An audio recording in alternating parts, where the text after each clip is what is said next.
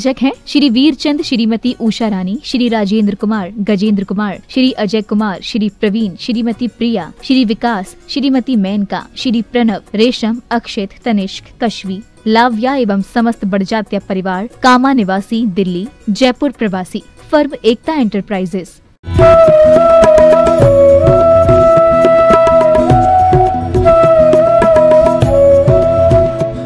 ना किसी से ईर्ष्या, ना किसी से कोई होड़, मेरी अपनी मंजिल, मेरी अपनी दौड़। प्रत्येक साधक इस पंक्ति को साकार करता है। जैन श्रावक भी इस पंक्ति को साकार करने की कोशिश करते हैं।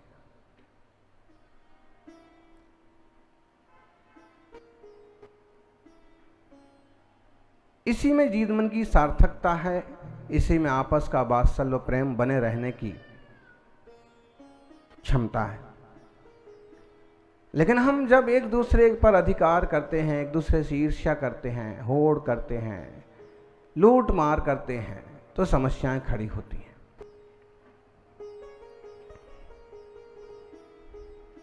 नेमिनाथ भगवान का सिद्ध क्षेत्र गिरनार, ऊर्जयंत गिरनार को बंधन बारंबार।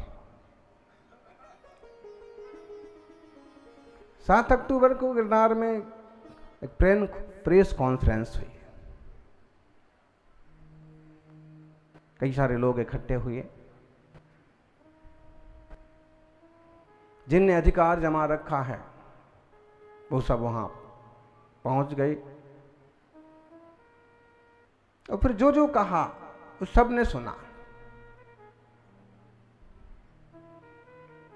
बोले जैन हिंदू हैं, ये हम बचपन में समझा करते थे।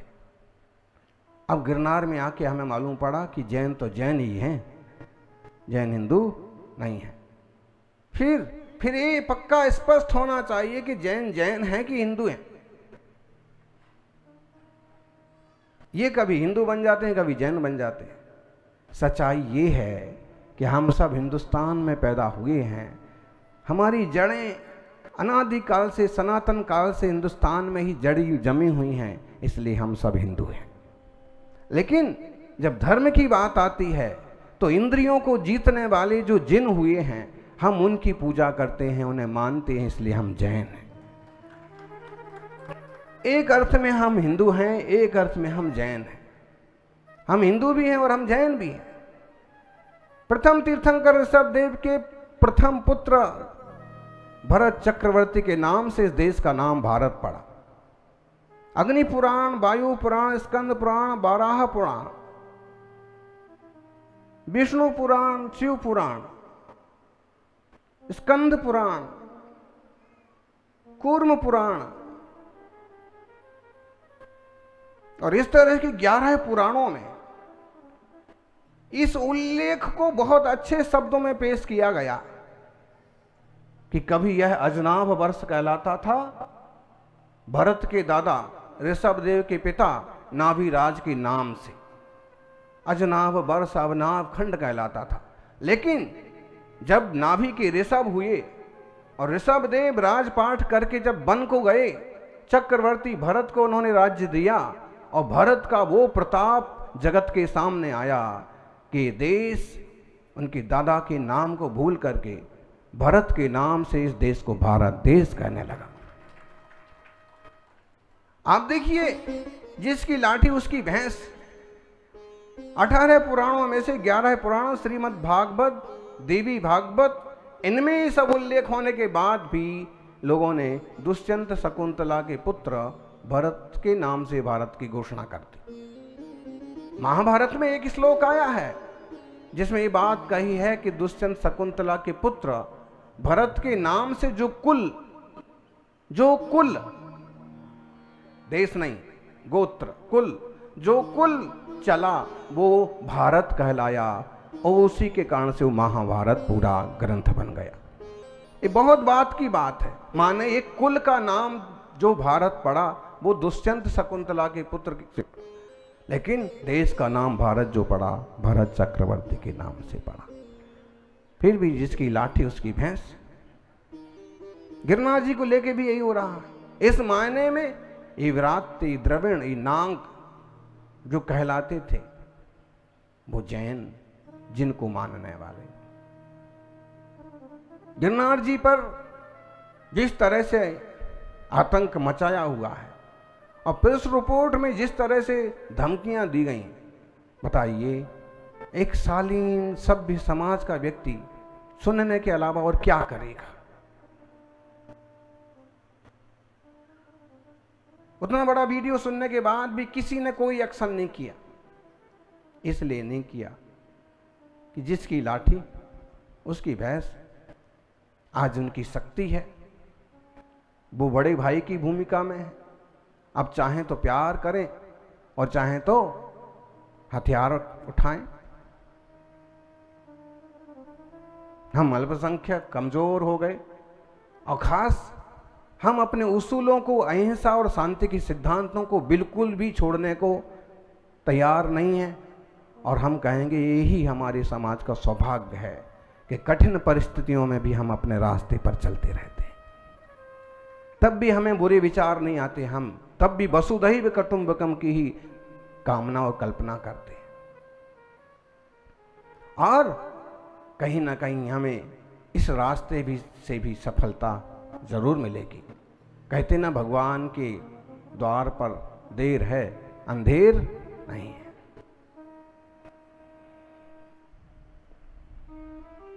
उल्टा चोर कोतवाल को डांटे, चोरी भी कर ले बे और कोतवाल को ही फटकार लगावे, वो हमारे साथ हो रहा।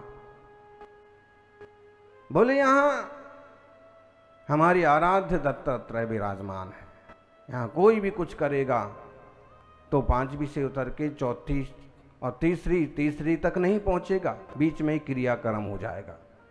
इतनी खतरनाक घोषणा अगर आम व्यक्ति कहे तो एक बार समझ में आती है, लेकिन कोई साधु रूप में ऐसे शब्द बोलता है तो कैसा फीका लगता है। और अगर इसी पर समाज उठ खड़ा हो और फौजदारी वगैरह के केस करने लग जाए तो कैसा बखेड़ा खड़ा हो जाएगा पूरा देश में।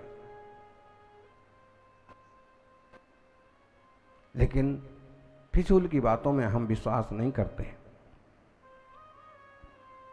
उनसे पूछो कि श्री दत्तात्रेय की जो है तपस्थली तो यहां से 1 किलोमीटर है 5वीं टोंक से,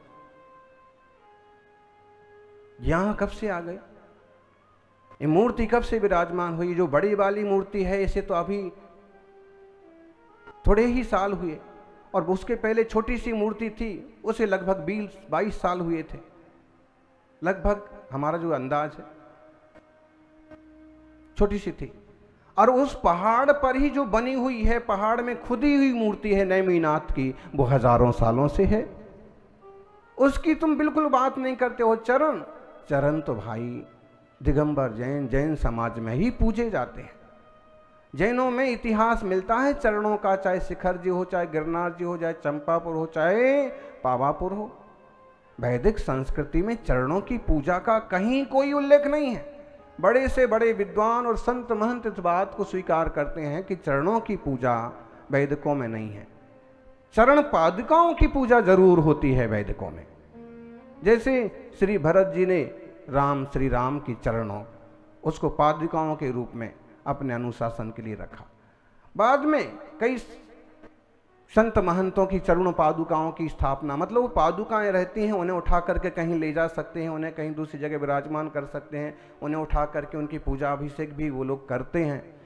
लेकिन ऐसे पत्थर में खुदे हुए प्राचीन चरण हो, ऐसा कोई उल्लेख नहीं है। अब जरूर राम पथ गमन पर श्री राम के चरणों की स्थापना इस सदी में होने जा रही है।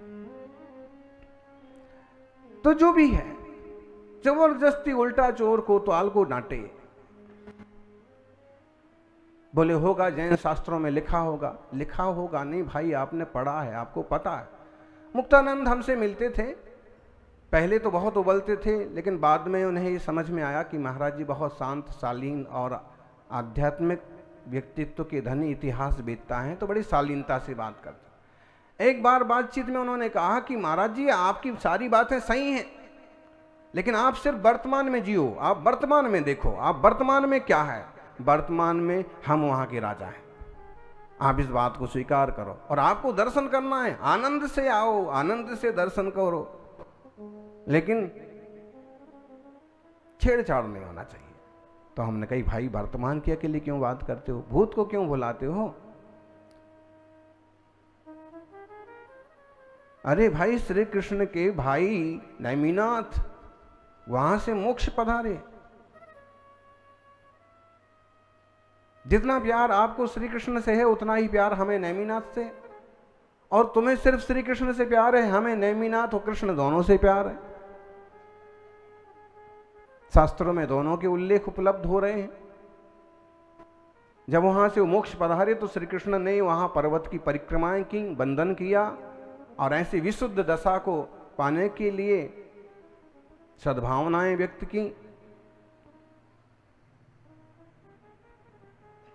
वो चरण बहुत काल से हैं। वो जो पहाड़ में मूर्ति जो घिसी गई है, काफी हद तक घिस गई है, आज उसके नाक कान आँख नहीं दिखते हैं, लेकिन फिर भी आज भी उसका अस्तित्व उसी शिला पर है जिसकी दूसरी तरफ से एक दीवार खड़ी करके उसे ढक के रखा जाता है।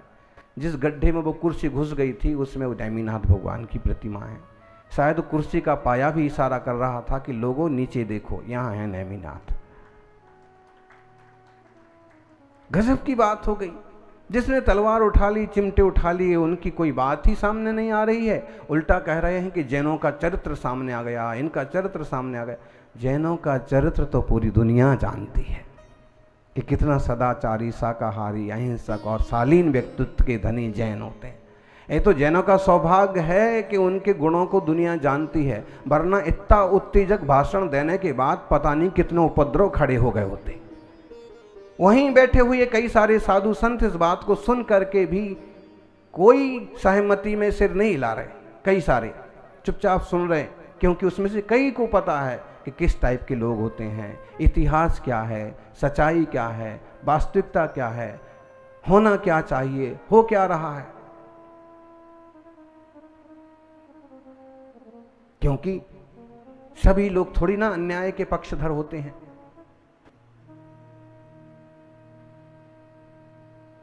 संत मना प्रकृति वाले व्यक्ति तो न्याय के भी पक्षधर होते हैं। सौभाग्यशालियों, 5 टोके हैं, 6-7 नहीं है। जैन शास्त्रों में या जैन विद्वानों ने जिस ढंग से गिना है, वो पहली टोंक तो वो कहलाती है जहां जैन मंदिर बने हुए हैं, और बस उससे जरा सा ऊपर चढ़ते हैं तो गोमुखी गंगा आ जाती है। इसलिए उस पूरे को पहली टोंक मानते हैं, बोलते हैं। जब पहली टोंक पर अपन जाते हैं तो बीच में भी 3500 लगभग सीढ़ी चढ़ने के बाद एक जगह और एक गुफा छोटी सी है, और उसमें नैमिनाथ और तीर्थंकरों की मूर्तियां बनी हुई हैं। लोग क्या करते हैं, खाने पीने के प्लास्टिक के पैकेट उसमें भर देते हैं, और पूरा ना मूर्ति दिखती है और ना वो गुफा दिखती है।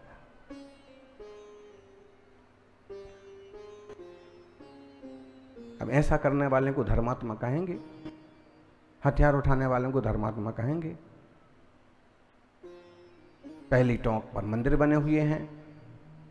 उसके बाद गोमुखी गंगा, गोमुखी गंगा कहिए, इतिहास का सौभाग्य कहिए कि आज भी वहां जहां वो प्रपात पानी निकलता है, आता है, वहां 24 तीर्थंकर के चरण बाकायदा व्यवस्थित रूप से एक प्लेटफॉर्म पर बने हुए हैं,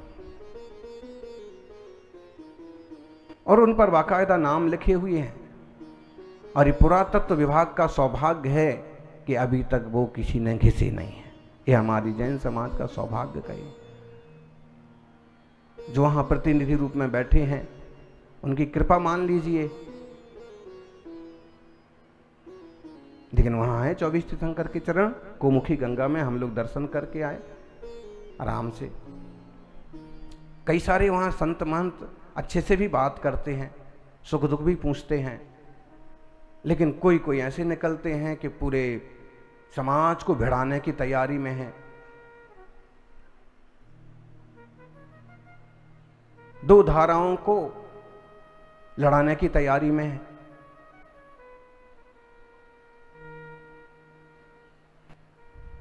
तो जो गंगा, गोमुखी गंगा से ऊपर तरफ चढ़ते जाते हैं तो हम उससे देवी जी वाली अंबा जी की दूसरी टोंक मानते हैं, क्योंकि वहां पर चरण है। किसके चरण है जी?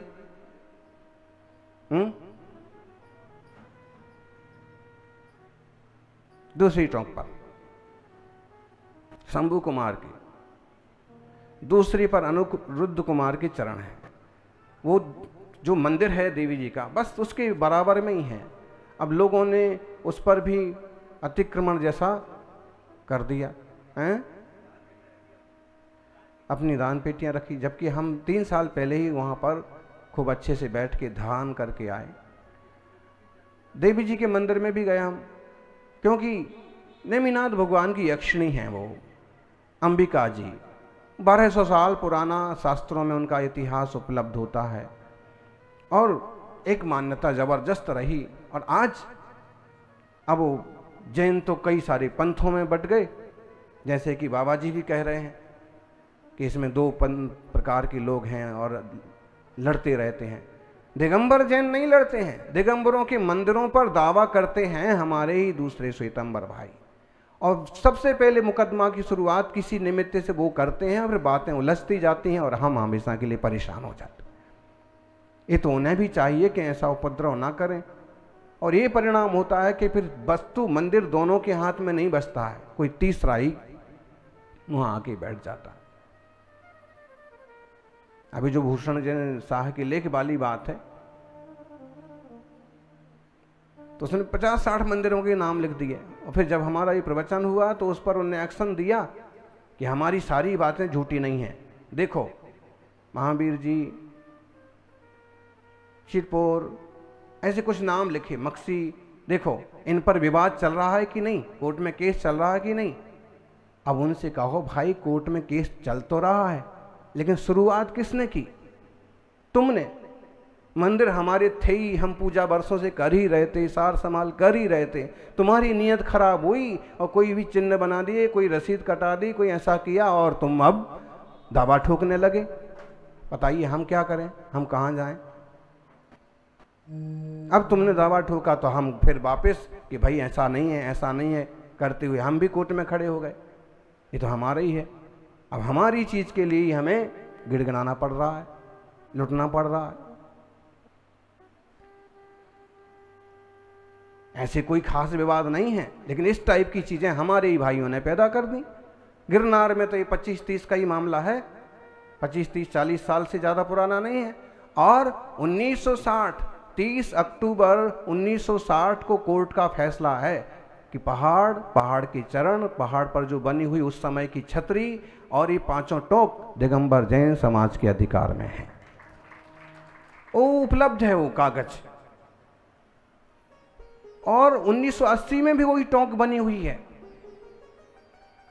और फिर जो अंग्रेज पुरातत्वविदों ने भी ASI उस जमाने की, उसने जो लिखा है उसमें भी वही लिखा है, दिगंबर छतरी है, यहां मुनि आके बैठते हैं, श्रावक पूजा करते हैं, 5 टोंके हैं। 1960 के बाद इतिहास जबरदस्त ढंग से बदला गया, और फिर इन 10-12 सालों में तो अति हो गई, और अब स्थिति ये हो गई कि वो कहने लगे कि इस तरफ आना भी नहीं।